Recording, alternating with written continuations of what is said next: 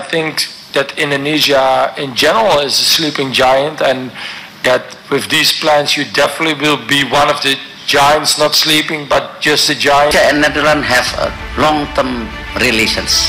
The people-to-people connection, it will be what we can develop with football.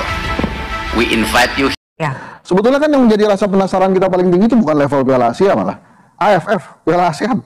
Kita sebagai runner up terbanyak ya, Bung ya. Terpaling sering runner up yang menang sih enggak gitu. Memang nih nggak apa-apa, ini adalah challenge-nya sepak bola ya. Once kita ngegas, ekspektasinya setinggi langit. Harus diadakan lagi ya. Jadi kalau di pelatih sendiri program PSSI yang akan dijalankan gitu. Yaitu sekarang ini adalah momen terbaik federasi mengelola timnas. Untuk gue ya, merubah PSSI itu kan nggak segampang itu. Oke, sahabat-sahabat Garuda, kita terus berharap di bawah komando Pak Edik Thohir dan juga bersama juga staf pelatih timnas Indonesia, Coach Sintayong dan juga Coach Nova Arianto dan juga Coach Indra Sapri. Tentunya harapan besarnya adalah membuat timnas Indonesia kedepannya bisa ditakuti dan menjadi rajanya Asia. Ataupun jika tidak menjadi rajanya Asia, paling tidak Indonesia adalah menjadi tim satu-satunya atau salah satu tim yang menjadi paling ditakuti oleh dan menjadi paling disorot dalam dunia persepak bola. Dalam hal itu, kalau kita melihat apa yang sudah terjadi dan juga bagaimana penyiaran dalam persepak bolaan di level internasional timnas Indonesia menjadi rebutan, menjadi hangat, menjadi bagaimana untuk disiarkan langsung oleh media-media asing. Dan sahabat-sahabat Garuda, tetap fokus dan tetap optimis menatap putaran ini untuk level timnas senior di kualifikasi Piala Dunia 2026 di round 3. Harapannya adalah menjaga asa lolos ke Piala Dunia. Dan juga di bawah Coach Indra Sapri, tentunya kita sudah melihat bagaimana pencoretan pemain. Dan saya sangat apresiasi bagaimana Coach Indra Sapri yang sudah mulai tegas dalam menentukan pemainnya. Karena saya yakin Coach Indra Sapri adalah bukan sosok yang terlalu akamsi amat, bukan sosok yang terlalu lokal pride amat. Tidak seperti mereka yang Bob Toel, kemudian Rocky Gerung dan juga Peter Gonta dan antek-anteknya. Saya yakin bahwa Coach Indra Sapri di sini adalah punya jiwa nasionalisme dan juga yakin bahwa persepak bolaan timnas Indonesia dengan kekuatan-kekuatan yang dibantu oleh dengan statuta FIFA, maka yakin pemain timnas Indonesia akan terus bangkit dan juga punya pemain-pemain diaspora yang bisa datang ke timnas Indonesia. Dan tentunya di bawah komando juga oleh Coach Nova Arianto yang terus digembleng habis-habisan meskipun timnas muda kita tidak menghasilkan sesuatu yang kita harapkan. Namun dalam persepak bolaan di usia muda saat ini adalah bagaimana mental mereka dilatih, bagaimana untuk menjadi tangguh, bagaimana mereka bisa kuat. Dan sahabat-sahabat Garuda, biar nggak salah paham, mari kita simak bersama dan tanggapan kalian silahkan ditulis di kolom komentar. Ya. Sebetulnya kan yang menjadi rasa penasaran kita paling tinggi itu bukan level Piala Asia, malah AFF, Piala ASEAN. Kita sebagai runner up terbanyak ya, Bung ya. Terpaling sering runner up ya, menang sih enggak gitu. Nah, dengan kali ini kan harapan pertama saya nih ya, itu minimal ada juaranya lah kita. Piala AFF kayak gitu, minimal bisa kesebut dalam sejarah sebagai juara. Nah, memang menang dan juara ini dua hal yang berbeda. Menang itu ternyata buat supporter timnas itu sudah hal yang luar biasa. Itu yang menurut saya mestinya sabar dulu gitu. Nanti kalau udah juara baru kita. Oke, jadi maksudnya euforianya jangan terlalu berlebihan atau seperti apa nih? Ya mungkin rasa kehausan kita jarang menang waktu itu ya. Jadi begitu menang satu kali aja itu hal yang luar biasa. Menang lawan Korea Selatan kan hal yang luar biasa tuh. Bahkan Bung Toel dan Bung Dwi ini juga pernah menyebutkan bahwa ini jangan-jangan kita sudah final nih. Di lawan Korea itu sudah menangan yang luar biasa. Nanti itu bisa jadi turun terus. Peak moment kita itu. Ketika menang lawan Korsel. Akhirnya begitu juga gitu. Tapi kalau kata tadi Mas Hamdan kan ini follow the trend line. Ini kan ada prosesnya. Kalau kita bicara percaya proses gitu kan. Ya, banyak kan, tagar di media sosial seperti itu. Follow the process itu kan sebuah perkataan untuk menyembunyikan kekecewaan aja sih. Kita lihat aja prosesnya gitu. Tapi nggak menang-menang gitu. Timnas kita tuh kurang apa gitu? Paling sering masuk di final AFF. Tapi juara juga enggak gitu kan? Kan Jadi itu pernyataan-pernyataan menghibur saja ya? Gimana tuh Mas Hamdan? Gini ya, not every single competition is created the same. Tidak setiap kompetisi itu sama. Brazil tidak pernah menang Gold Cup, tapi dia menang Piala Dunia. Kenapa? Karena Brazil tidak peduli terhadap Gold Cup. Kalau saya disuruh milih juara Piala AFF dengan kualifikasi Piala Dunia, saya pilih kualifikasi Piala Dunia. Ataupun saya pilih kualifikasi untuk Olimpiade, karena levelnya lebih tinggi. Yang duduk di stadion juga berbeda. Kita bisa 4-3 besar, ya, perebutan juara ketiga di U23, itu menurut saya lebih tinggi daripada memenangi Piala AFF. Karena itu Southeast Asia. And then in AFC Under-23, we are fighting against South Korea. We are fighting against Saudi Arabia, Uzbekistan. Ini adalah powerhouse-nya Asia, gitu loh. We are in the big games now. Harus sependapat dengan itu, Bung Toel? Tidak sependapat. Kenapa tuh? Ya karena begini, dalam sepak bola tuh ada tahapannya, stepping stone, milestone gitu loh. Kita betul di U23 pencapaian luar biasa, tetapi yang diukurkan adalah ada yang menyesatkan lah belakangan ini menurut saya, termasuk pandit-pandit yang ngomong, yang menurut saya sih seolah-olah jadi buzzer itu, bahwa AFF itu jangan prioritas. Memang tidak ada yang bilang ASEAN itu prioritas. Kita ingin ke level yang lebih tinggi. Tapi yang mau ambil dulu itu untuk memastikan kalau kita pakai mahkota itu clear. Kamilah mahkota Asia Tenggara gitu loh. Kami nggak takut lagi sama Vietnam, kami nggak takut lagi sama Thailand. Kenapa itu? Thailand sudah melakukan itu. Tapi ketika dia mau ambil Asia ternyata nggak mudah. Itu kan perjalanan sepak bolanya nih. Thailand itu untuk juara Asia Tenggara, mahkota raja itu sudah dapat. Mereka juga sama targetnya, ingin di Asia lolos jadi salah satu wakil Asia ke Piala Dunia. Tapi itu proses yang nggak mudah. Artinya kalau kita belum juara, pakai udah ngomong ketinggian di sini kan nggak lucu juga. Tapi jangan diplesetin, termasuk oleh para pandit yang mungkin buzzer, ini bukan target dengan prioritas. Siapa yang bilang AFF prioritas gitu loh? Prioritas tentu harus lebih tinggi, tapi itu harus ambil. Kalau kita memang jago. Bung Toel, saat ini posisi kita peringkat 4 Asia loh, Bung Toel. Apa perlu masih dibuktikan lagi bahwa kita harus juara AFF, Bung Toel? Harus dong. Harus ya? Harus. Jadi setiap pentingnya piala itu ya, untuk seorang pelatih dan juga timnas. Iyalah. Itu sih penting menurut saya sih. Tapi bukan diplesetkan menjadi itu adalah prioritas dan tujuan atau target. Jangan diplesetkan. Tetap kita ingin Asia. Tapi kalau kita target Asia, prioritas Asia, masakan yang Asia Tenggara, kita nggak bisa dapat gitu. Kan itu. Baik. Bung Wiwit, komentar Anda nih, Bung Wiwit. Kita kan pencapaian kita luar biasa di tim U23, 4 besar Asia, Golden Generation kalau kata Pak Erick Thohir. Tapi ternyata masih harus dibuktikan dulu nih, kita harus juara AFF gitu. Karena kita baru menang pertandingan, jadi juara ya. Bagaimana Bung Wiwit? Iya, sebetulnya penting juga buat Sintayong ya, kalau misalnya dia masih lama nanti menangani tim nasional dan juga pemain-pemain sekarang. Karena biasanya kalau keran trofi itu udah terbuka, mentalnya itu udah beda. Kalau udah pernah juara, mentalnya itu udah beda. Dan itu diharapkan bisa mendatangkan trofi-trofi berikutnya. Kalau saya sih melihat harapan ke sana sih mungkin ada ya, karena saya nggak bisa bantah apa yang sudah dilakukan oleh Sintayong kepada tim nasional kita. Tadi Bung Hamdan bilang kenaikan peringkat FIFA itu nggak main-main, 40 posisi. Bulan lalu kita menjadi negara dengan kenaikan peringkat paling tinggi sedunia. Bulan lalu itu. Kemudian mungkin satu contoh kecilnya adalah ketika kita sebelum ini selalu frustrasi menghadapi Vietnam. Kayaknya ketika kita masuk ke lapangan menghadapi Vietnam, kok bawaannya udahlah kalah ini pasti, paling nggak cuma maksimal imbang lah. Tapi kemudian Sintayong juga pernah ngerasain frustrasi kayak gitu ya, nggak pernah menang lawan Vietnam. Tapi kemudian sejak mungkin Piala AFF 2020 ketika dia bisa menahan Vietnam 0-0, kemudian sekarang 3 kali berturut-turut menang melawan Vietnam, ada rasa kepercayaan itu di saya, dan saya yakin juga masyarakat Indonesia juga mungkin merasa demikian bahwa kita sekarang udah bisa ngalahin Vietnam. Jangan-jangan Vietnam juga malah udah nggak bisa ngalahin kita dengan mengalahkan Korsel, Australia, apalagi bukankah mental kita juga sebenarnya bisa lebih harapannya begitu dan ini tidak bisa lepas juga dari pemain-pemain yang naturalisasi, pemain-pemain yang kita datangkan, karena nyatanya faktanya adalah perubahan kita itu sangat signifikan ketika mereka ada di dalam tim. Berarti kreditnya bukan untuk STI aja dong. Iya, buat Ketua Umum Erick Thohir juga.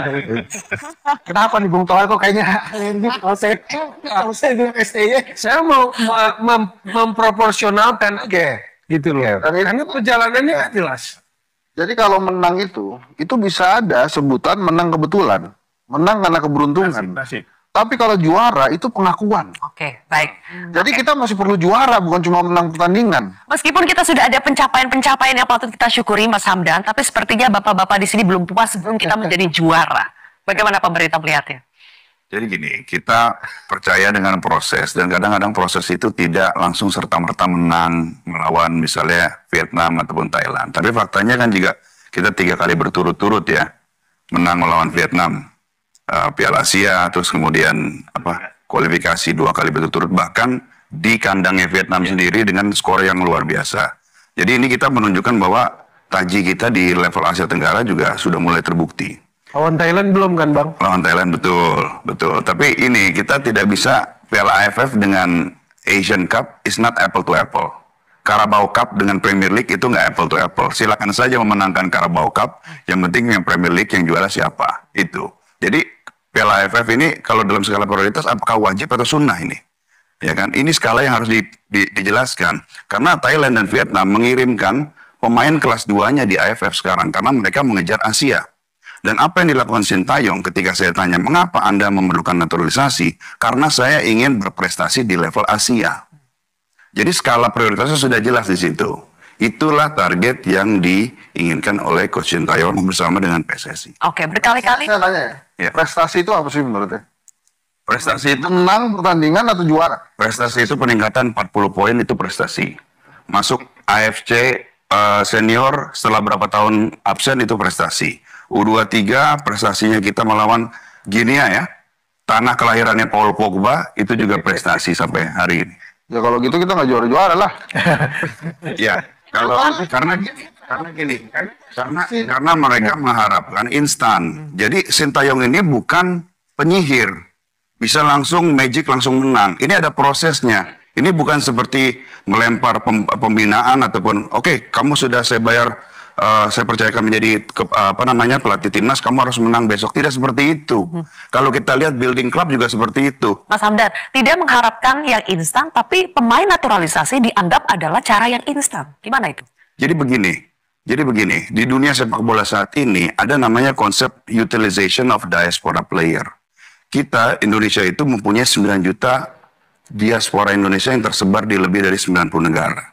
Negara-negara lain sejak sejarah Piala Dunia 1930 itu menggunakan pemain diaspora. Persentasenya itu sekitar 10%.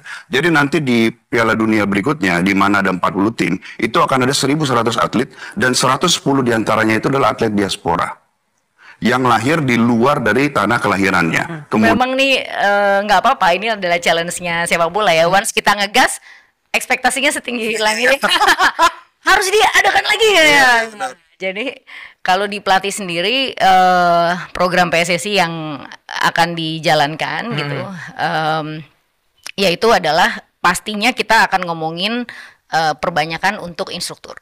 Itu dulu. Jadi kami sedang di dalam komite teknik PSSI sendiri gitu ya, di dalam Exco PSSI sendiri, pembicaraan ini sudah beberapa kali terjadi gitu, bahwa PSSI akan menerapkan strategi-strategi baru dalam hal pembinaan pelatih, khususnya di area coaching education gitu. Karena kalau kita ngomongin kepelatihan itu sebenarnya areanya tuh cukup luas. Kita ngomongin ada coaching education sendiri, youth development sendiri, grassroots development sendiri, women development sendiri lagi tuh gitu.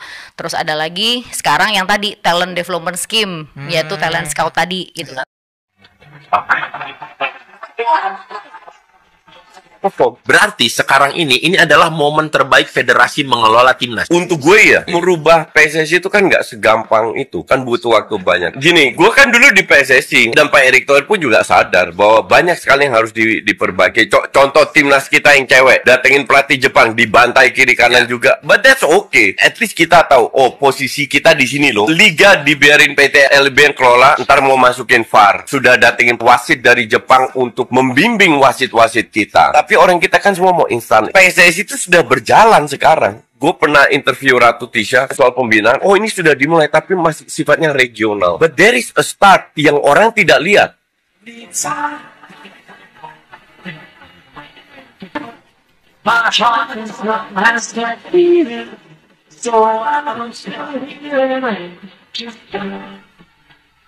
Minggu depan ini sangat penting hariannya dapat, karena kan ada deadline register. Ya, jadi masih ada proses angkat sumpah, administrasi lainnya, pendaftaran, pergantian asosiasi. Ini kan nggak mudah. Jadi ya kita ada waktu seminggu, ya kita coba kejar. Mudah-mudahan kalau Mesilger Eliano bisa bergabung, berarti untuk Bahrain dan China kita punya kekuatan tambahan, ya. Apalagi kita tahu banyak beberapa pemain juga cedera kemarin, ya. Jadi kita coba pastikan kita punya 2x11 pemain tim nasional di senior yang sama kualitasnya. Ya, kalau 2x11 di U23 insya Allah kita udah punya. Tapi yang senior ini belum punya. Betul Pak ya? Jadi penambahan itu penting, apalagi standarnya kita kan sekarang naik lagi. Artinya ini tim-tim nasional lain tidak lagi memandang sebelah mata, pasti mereka akan mempersiapkan jauh lebih baik lagi. Kami berupaya memastikan jangan sampai pemain cedera dan kelelahan. Karena itu saya berkali-kali saya sampaikan untuk penerbangan dari Bahrain ke China itu bukan sebuah kemewahan, tapi bagian kita memberikan investasi pemain kita tidak tergelut cedera. Karena cedera itu banyak-banyak ya, bukan hanya pada saat main, tapi saat latihan, saat juga di luar latihan itu bisa saja cedera. Jadi ini yang kita jaga. Jadi dari Indonesia ke Bahrain itu komersial, dari Bahrain ke China terpaksa kita harus mencari charter flight, seperti waktu itu pertandingan Indonesia Vietnam kita juga charter flight waktu itu karena waktunya sangat mepet. Nah, tentu dari China ke Indonesia seperti biasa, komersial biasa, ya. Persiapan, ya tentu, ya kami terus memantau para pemain mana yang bermain. Tim nasional yang ada di Indonesia ataupun di luar negeri. Karena penting sekali mereka bermain. Kemarin saya dengar Rafael Struijk sudah pindah ke Brisbane Roar. Semoga jam terbangnya juga lebih tinggi lagi. Seperti Ragnar kemarin main di Denver. Nah sama, yang di lokal pun kita pantau siapa yang main, siapa yang tidak main. Tetapi kan PSSI bersama Liga sudah ada payung hukumnya, semua tim nasional harus dimainkan.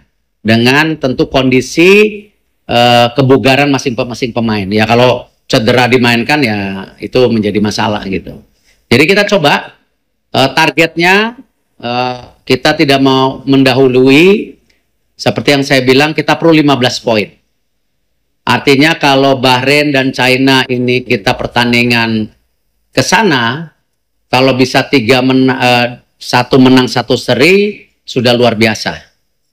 Tapi kalau dua-duanya menang, alhamdulillah gitu kan. Nah, karena 15 poin dibagi 10 pertandingan. Jadi setiap pertandingan harus poin masalahnya. Ya, nah ini yang kita coba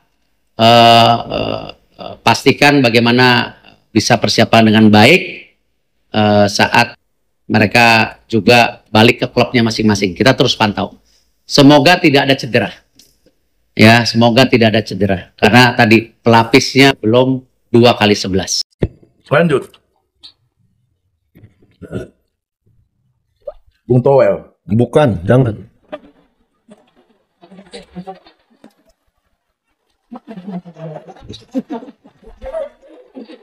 Jangan.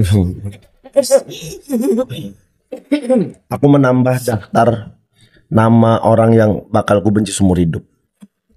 Yang pertama.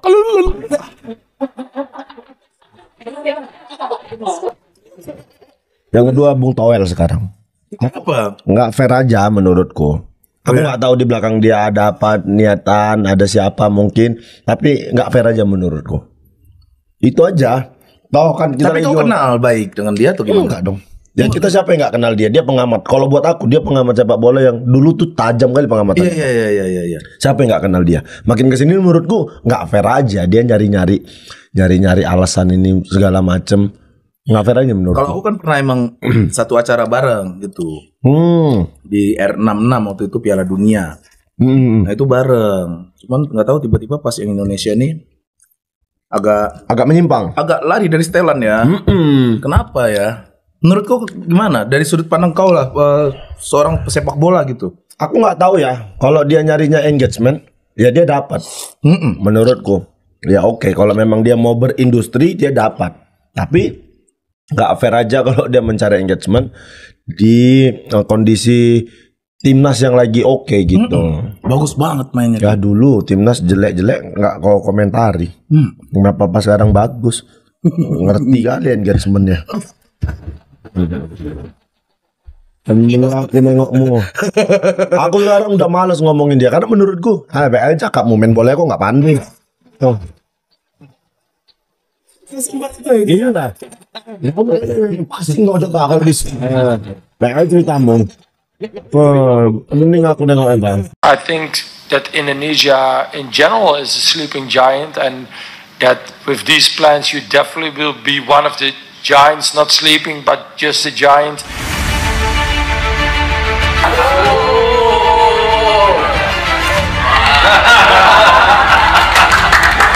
Indonesia and Netherlands have long-term relations. The people-to-people connection, it will bring what we can develop with football. We invite you here, we send our teams there. Even maybe we can have a training camp in Netherlands, same things what we do in Japan right now. The people can really connect. Oh, if you look at the news, sending our women's nation team is many headlines. Next year depends on our qualifications. Maybe we can invite your men's senior teams as a professional, like we engage Argentina. This is something that we want to put in our agenda, so this is something that we can explore together. For us, this is a very important day that we signed this MOU. We now finally got to make steps towards the future. I think that Indonesia in general is a sleeping giant, and that with these plans you definitely will be one of the giants, not sleeping, but just a giant. We have, I think, good coaches, but also good teachers for coaches in the Netherlands. The only reason why our national team performs is because we don't miss out on any talents. Even in the smallest towns, the level of coaching is enormous. So it would be great to see what you call the win-win situations and new modern partnerships to work together. Oke, sahabat-sahabat Garuda, saya rasa cukup tentang statement barusan jadi dipaparkan yang sudah dinyatakan oleh Pak Erick Thohir. Kerjasama dalam persepak bola Indonesia terus dilakukan untuk menatap masa emas Indonesia. Dan terbarunya Pak Erick Thohir sudah bertanda tangan di atas mejanya bahwa Pak Erick Thohir bekerjasama dengan KNVB Belanda dalam persepak bolaan ini. Dan tentunya ini adalah menampik dan memutus para kritikus yang terus menyerang timnas Indonesia. Bahwa dengan kerjasama ini meningkatkan keratan antara Indonesia dengan Belanda. Dan mereka yang kritikus anti naturalisasi akan terus kejang-kejang. Syukur-syukur mereka nggak setruk.